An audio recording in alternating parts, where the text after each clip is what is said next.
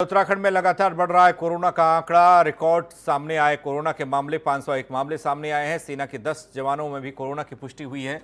9,402 पहुंची कोरोना संक्रमितों की संख्या। अब तक 5,963 लोग हो चुके हैं डिस्चार्ज। अभी भी राज्य में 3,283 केस एक्टिव हैं। 117 पहुंचा कोरोना से मरने वालों का आंकड़ा। रिकवरी रेट की अगर बात की जाए तो रिकवरी रेट में कमी आई है। 63.42% हुई है रिकवरी दर।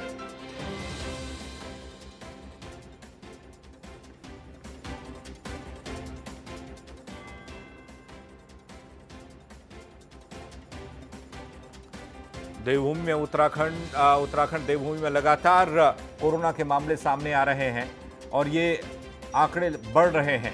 हालांकि रिकवरी रेट अच्छा है, बेहतर है। उत्तराखंड में इस सब के बावजूद टेस्टिंग क्षमता बढ़ रही है।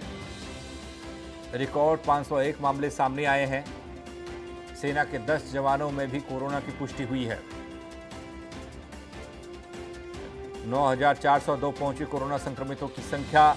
प्रदेश भर में अब तक 5,963 लोग डिस्चार्ज हो चुके हैं, ठीक हो चुके, अपने घर जा चुके हैं। अभी भी राज्य में 3,283 केस एक्टिव हैं।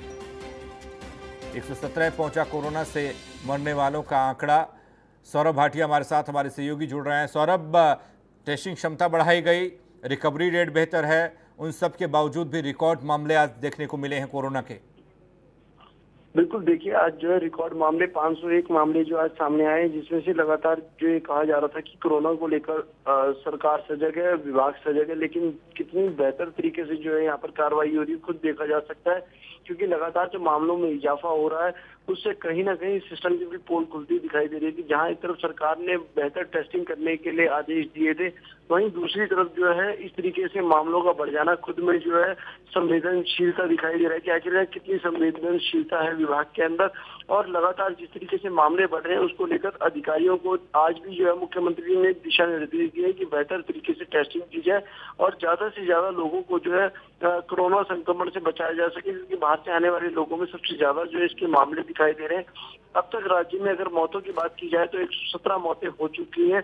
लिहाजा जो है सरकार पूरी तरीके से गंभीर भी दिखाई दे रही है कि आखिरकार जब जो है दिशा निर्देश जारी हो रहे हैं तो अधिकारियों को उसको फॉलो किस तरीके से करना और कैसे गाइडलाइन जारी करनी है, इसको लेकर जो अधिकारियों को एक ठोस कदम उठाने की जरूरत है, जिससे जनपदों तक भी जो है पूरी गाइडलाइन पहुंचे और अधिकारी उसका जो पालन भी कर सके। सौरभ, होम आइसोलेशन को लेकर खबर आ रही है कि जल्द ही गाइडलाइंस जारी हो सकती हैं।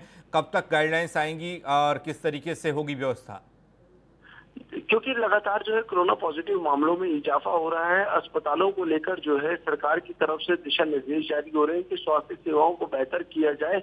लिहाजा जो है सरकार ने एक और स्टेप आगे बढ़ते हुए जो है कदम उठाया कि होम आइसोलेट जो है शुरू किया जाएगा, जिसको लेकर जो है तैयारियां कर दी गई है। महानिदेशालय स्तर पर जो है इसको लेकर कवायद भी शुरू हो गई है। जल्दी जो उम्मीद की जा रही है कि होम जो आइसोलेशन है उसकी तैयारियां पूरी कर ली जाएंगी और लोगों के लिए जो है बेहतर व्यवस्था भी होगी, क्योंकि अस्पतालों को लेकर जो है लोगों में एक भ्रांति भी है कि बेहतर सुविधाएं मिलेंगी कि नहीं मिलेंगी। इसको चलिए सौरभ, आप नजर बनाए रखिएगा, आपके पास फिर अपडेट के लिए आएंगे। फिलहाल आपका शुक्रिया।